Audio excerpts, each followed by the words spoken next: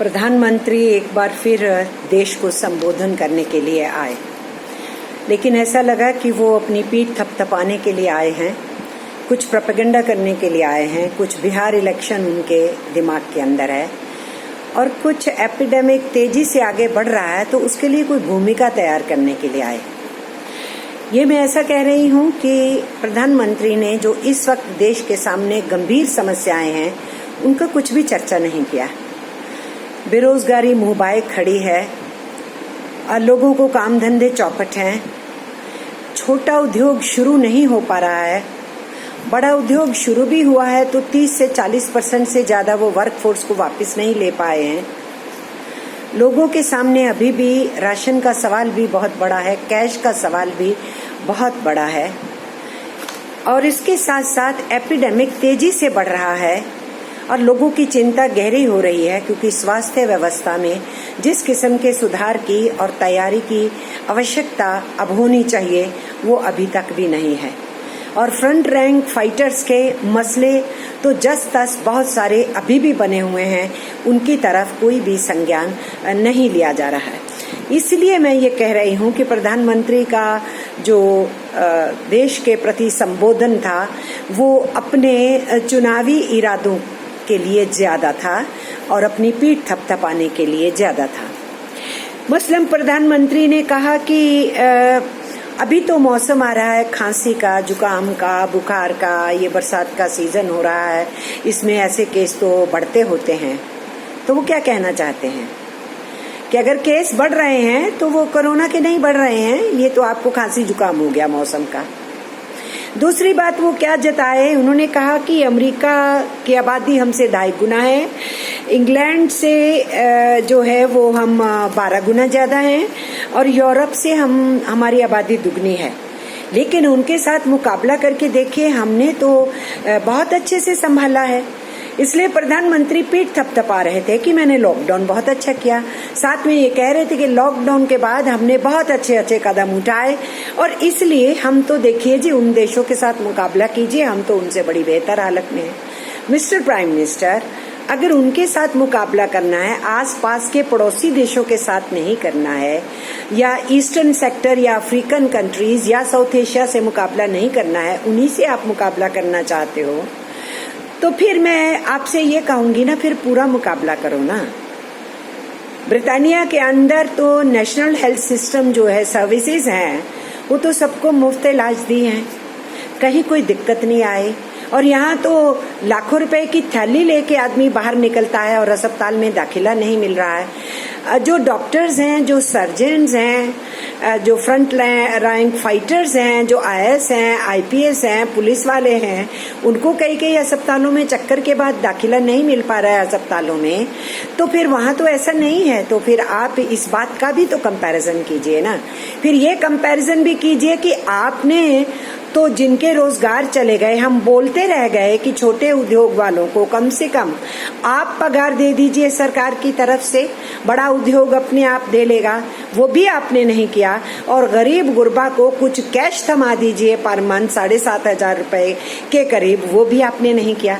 लेकिन जिन देशों का आज आप नाम गिना रहे हो, उन्होंने ना सिर्फ अपनी GDP का सचमुच में 11%, 12%, 13% दिया है, आपकी तरह 10% का झुंझुना नहीं दिखाया, क्योंकि 20 लाख करोड़ में से 16 लाख करोड़ तो केवल कर्जे हैं और कर्जे के लिए आपकी सरकार ने गारंटी देनी है। ग्राउंड रियलिटी में जो 4 लाख करोड़ के आसपास है, वो 1 से 1.5% के आसपास GDP का पड़ता है। लेकिन उन देशों का मुकाबला कर रहे हो ना, तो फिर उन देशों ने अपने सारे कर्मचारियों को, मजदूरों को, इवन जो कॉन्ट्रैक्ट सर्विसेज पे थे, उनको पगार दी पूरे लॉकडाउन पीरियड की, और आज तक दे रहे हैं कुछ मुल्क। आपने तो उसमें से कुछ भी ऐसा नहीं किया। आप जनधन गिनाते रहते हो, वो 500 रुपए जो देने हैं वो भी 3 महीने में एक ही बार महिलाओं को मिले, किन्हीं को 2 बार मिले और धक्के खाती रही, और उसमें से आधे अकाउंट तो डीएक्टिवेटेड है। और उसके साथ साथ आपने कहा था कि सबको मिल जाएगी पगार, और ये भी कहा था रोजगार किसी का नहीं जाएगा, और ये भी अब देश को मालूम है कि आपने उस ऑर्डर को ही वापस ले लिया सुप्रीम कोर्ट में जाकर के। और सुप्रीम कोर्ट ने कह दिया कि अपने अपने राज्यों के अंदर जाके वर्कर्स नेगोशिएट करें, उन्हें कुछ मिले। लेकिन जिन मुल्कों के साथ आप मुकाबले की बात कर रहे हैं, उन्होंने ना केवल अपने मुलाजिमों को दिया, कर्मचारियों को दिया, सरकारी कर्मचारियों को और गैर सरकारी कंपनियों के कर्मचारियों को, उसके साथ साथ एक पर्टिकुलर सीमा तक जो अपना बिजनेस चलाते थे, धंधा करते थे, चाहे टूरिज्म में थे, चाहे होटल इंडस्ट्री में थे, चाहे किसी और स्मॉल स्केल लेवल पे प्रोडक्शन में थे, उनको कंपनसेट किया वहां की सरकार ने। उनको बोला कि तुम्हारे बिजनेस का जो नुकसान हुआ है उसमें से 60%, 70% सरकार सीधे पैसा देगी, और पैसा दिया। तो आप किन की बात कर रहे हैं? इसलिए मिस्टर प्राइम मिनिस्टर, अगर आप सोशल मीडिया को, डिजिटल मीडिया को और दुनिया भर के मीडिया को इस्तेमाल करते हैं, तो वो खबरें हम लोगों के पास भी तो पहुंच रही हैं, देश के लोगों के पास भी पहुंच रही हैं। और इसलिए इस तरीके की कैलकुलेशन और हिसाब लगाना हमको लगता है कि आपको इतनी बड़ी कुर्सी पे बैठ करके शोभा नहीं देता है। और फिर आपने कहा कि सावधानियां बरतनी चाहिए, 2 गज की दूरी रखनी चाहिए, बार बार हाथ धोने चाहिए, मास्क को पहनिए, गमछा पहनिए। आपने सब कुछ ये बात की, पर आप ये भी तो चर्चा करते कि लोगों के पास पीने का पानी नहीं है, हाथ धोने का पानी तो दूर रहा, नहाने का पानी तो दूर रहा। अभी जो सफाई कर्मचारी हैं, उनकी एक स्टडी सामने आई है कि जो इस वक्त भी गटर्स में उतर के काम कर रहे हैं या सफाई के और अन्य काम कर रहे हैं, चाहे अस्पतालों में, चाहे अस्पतालों के बाहर, चाहे गलियों और सड़कों पे, उनमें से 70% कर्मचारियों के पास नहाने धोने के लिए पानी नहीं है। ये मैं उनकी बात कर रही हूँ जिनको संक्रमण और भी तेज हो सकता है। और ये कहाँ पर है? ये छोटे शहरों में और बड़े शहरों में। और आप बात कर रहे हैं पूरे भारत की, तो भारत के अंदर तो बहुत सी जगहों के ऊपर पीने का पानी की भी बहुत बड़ी दिक्कत है। महिलाएं कई मील दूर जाकर के लेके आते हैं, तो नहाने और हाथ धोने का प्रश्न तो दूर रहा। आपने कहा मास्क लगाइए, लोगों के पास कपड़ा पहनने के लिए, खरीदने के लिए पैसे नहीं है, खाने के लिए पैसे नहीं हैं, और आप कह रहे हैं मास्क खरीद के लगाएंगे। वो आप अपना मास्क बना के लगा लें, तो जो कपड़ा नहीं खरीद के सिल सकते अपनी दूसरे कपड़े के लिए, पहले को धो के डालें तो वो कपड़ा खरीद के मास्क बनाएंगे। तो मिस्टर प्राइम मिनिस्टर, अगर आपने लोगों को ये हिदायत देनी है, तो आप ये सिस्टम क्यों नहीं निकाले और क्यों नहीं बोले कि हम सबको मास्क प्रोवाइड करेंगे, जो धो करके आप एक मास्क को महीना 2 महीना भी चला सकते हैं। आपने तो ये नहीं कहा। आप तो प्रवचन देने आते हैं और लोगों के ऊपर सब कुछ छोड़ देते हैं। वही आपने फिर से किया। और उसके साथ साथ मैं ये कहना चाहती हूँ, आप भागलपुर की बात कर लीजिए ना। बिहार का चुनाव आपके दिमाग में है ना, वर्चुअल मीटिंगें आप करा रहे हैं ना। इसीलिए जब आप फौजियों को की शहादत को सलाम दे रहे थे, तो आपने बिहार रेजिमेंट के सिर्फ 5 बिहार वालों को सलाम अपना पेश किया ना, अपनी श्रद्धांजलि दी। बाकी जो 8 राज्यों के हमारे फौजी मरे और जो उनका कर्नल था, ऑफिसर था तेलंगाना का, आपने उनका जिक्र तक नहीं किया। और अभी आपने बहुत सारे त्योहार गिनाए, जब आप ये कह रहे थे कि ये जो अनाज हम देंगे वो हम नवंबर तक लेके जा रहे हैं, और फिर आपने सारे त्योहार गिना दिए, और फिर आपने छठ भी गिना दिया। बाकी सारे त्योहार तो गिनाए, छठ विशेष करके गिनाया, क्योंकि बिहार आपकी इलेक्शन में के मद्देनजर है आपके इस वक्त। लेकिन अगर बिहार की आप बात कर रहे हैं, आपके दिमाग में बिहार इलेक्शन है, तो मैं आपसे पूछना चाहती हूँ, आप 29 तारीख को भाषण दे रहे थे ना, और 29 तारीख को के ही अखबार क्या कह रहे थे कि भागलपुर के अंदर 479 केस हुए हैं, जो पटना से दूसरे नंबर पे ही आ रहा है, क्योंकि पटना में 584 केस हुए। ये संक्रमित केसेस की बात हो रही है। और वहां पर जो प्राइमरी हेल्थ सेंटर है उसको ताले लगे हुए हैं, और वहाँ जो कम्युनिटी हेल्थ सेंटर है एक, वहाँ पर उस जगह पे 50 लोग ठसाठस भरे हुए थे। ये पत्रकार ने रिपोर्ट पेश की है, जो फर्स्ट हैंड इंफॉर्मेशन वहाँ से उसने जा करके लोगों से बातचीत करके भी दी है। और उसके कहने के मुताबिक 1.42 लाख जनता के लिए केवल 2 डॉक्टर अवेलेबल हैं, और वही प्राइमरी हेल्थ सेंटर को मैनेज करते हैं। और इसके साथ साथ यही हालत स्मॉल टाउन्स के अंदर इन प्राइमरी हेल्थ सेंटर्स की सब जगह के ऊपर है। मैं भागलपुर की इस वक्त बात कर रही हूँ, उसकी 4 जगहों की रिपोर्ट है भागलपुर के अंदर से।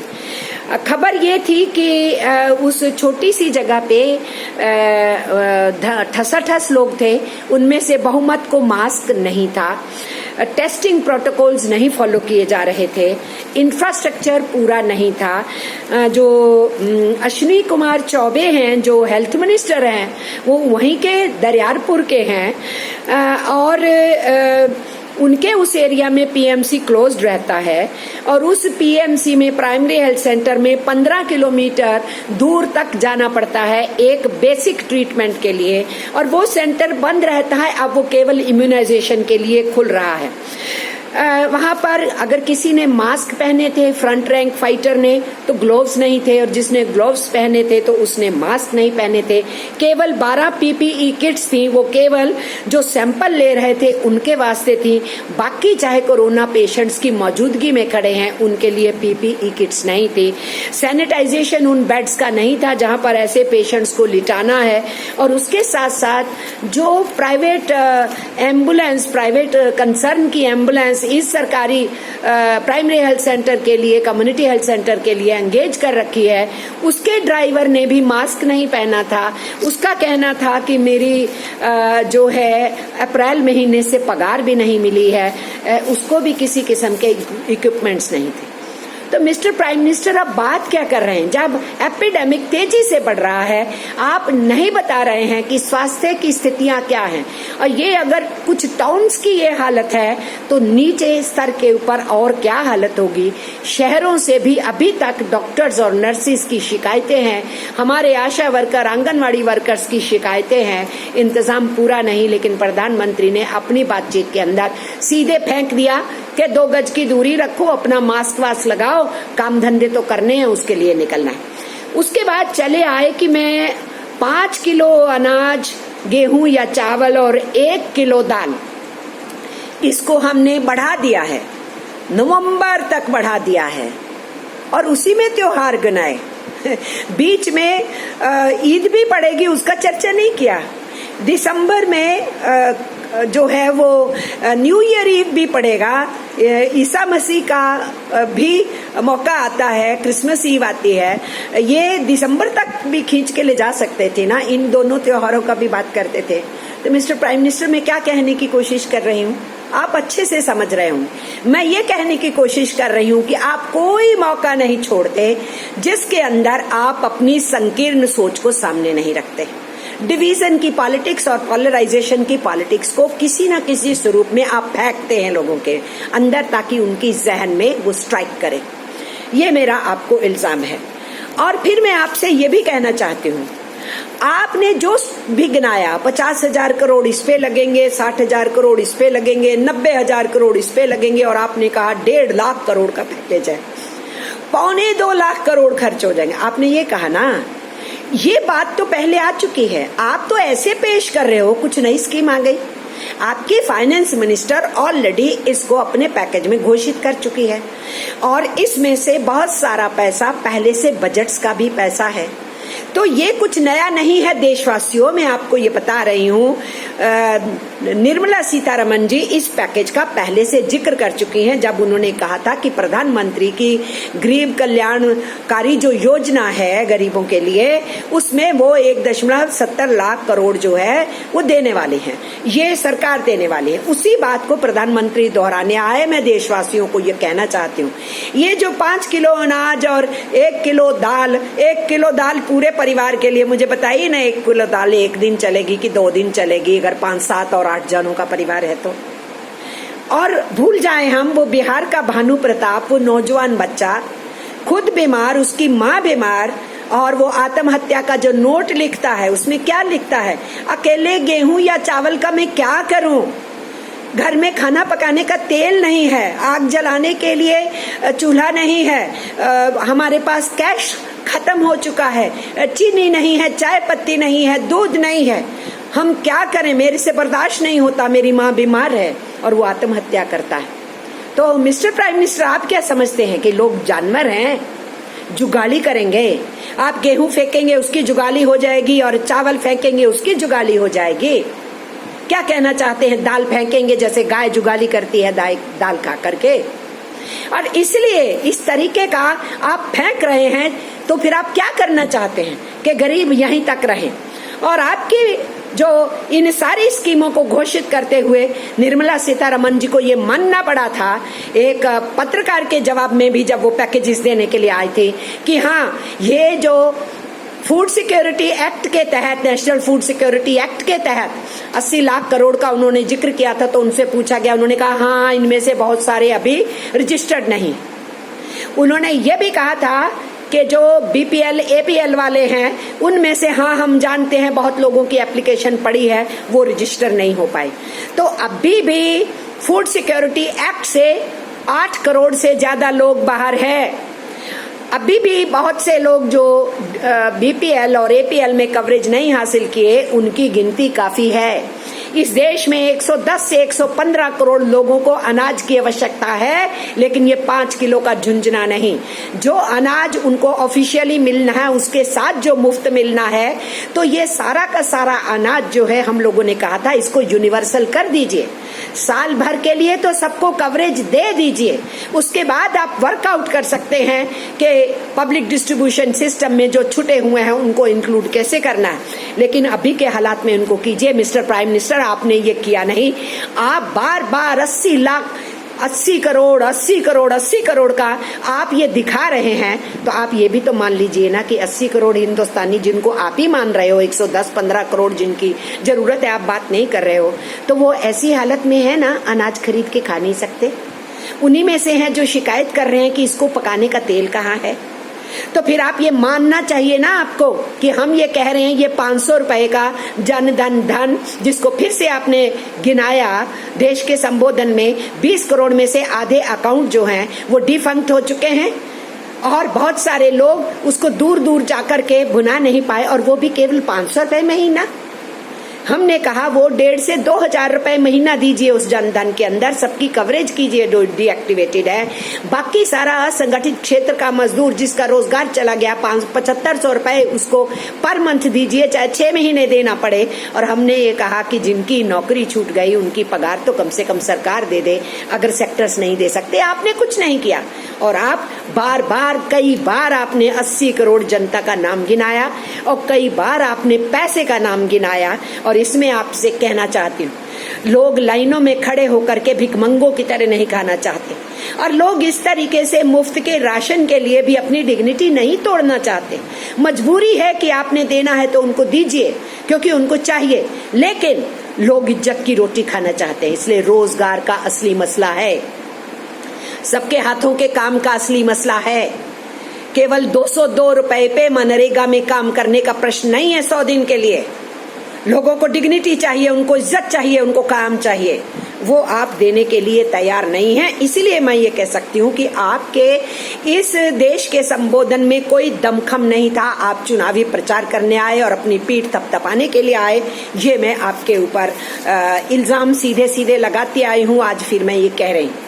और फिर आप बताइए ना, CMIE की आंकड़ा है कि 12 करोड़ 20 लाख लोगों का एकदम रोजगार चला गया था, और उसके अलावा जो लोग वेज के ऊपर भोगी नहीं थे, कॉन्ट्रैक्ट पे या सेल्फ एम्प्लॉयड थे, उनकी गिनती उन सबकी मिला दे तो 40 करोड़ लोगों को एडजस्ट करने का प्रश्न था, जिनमें से अभी बहुत थोड़े रोजगार खुले हैं, जिनमें से बहुत कम लोगों को अभी रोजगार मिला है। मुंह बाए खड़ी है ये समस्या। जो कुल रोजगारी पे लोग होते हैं, यानी जो एम्प्लॉयमेंट सिचुएशन में होते हैं वेज रिलेटेड, उनमें से जो टोटल वर्कफोर्स है वो 24% के करीब होते हैं। और ये जो वेज रिलेटेड वर्कर है, इसमें से 69.5 लगभग 70% को कभी एक कागज का टुकड़ा नहीं मिलता है, उसकी एम्प्लॉयमेंट की चिट्ठी जिसको बोलते हैं, कभी नहीं मिलती है। तो हालत कहाँ खड़े हैं आप सोच सकते हैं। फिर आपने फिर से आत्मनिर्भरता की बात कर दी, पर आपके इस आत्मनिर्भरता का क्या है, मायने क्या है, आप अपनी परिभाषा देते हैं ना। आज कोयला के मजदूरों की हड़ताल का पहला दिन था। 2, 3, 4 जुलाई की हड़ताल वो कर रहे हैं इस देश की आत्मनिर्भरता की रक्षा के लिए। और आप कोयले का जबरदस्ती कमर्शियल माइनिंग करने का निर्णय लिए। 18 तारीख को उन लोगों के विरोध के बावजूद आप खुद ऑक्शनिंग की प्रोसेस को शुरू करने के लिए आए। उसी दिन यूनियंस ने हड़ताल का नोटिस दिया और आज 100% हड़ताल हुई है। हमारे कोल यूनियंस ने मिलजुल करके, सब यूनियंस ने मिल करके की है और 3 दिन तक चलेगी। और कल पूरे देश के अंदर बहुत बड़ा प्रतिरोध है राष्ट्रीय ट्रेड यूनियन संगठनों की तरफ से, और उसमें से डिफेंस सेक्टर भी और ऑयल के सेक्टर भी, बैंक्स भी, इंश्योरेंस भी, पोस्टल भी, सभी सेक्टर्स इसके अंदर अपनी हिस्सेदारी निभाने के वास्ते शामिल हो रहे हैं।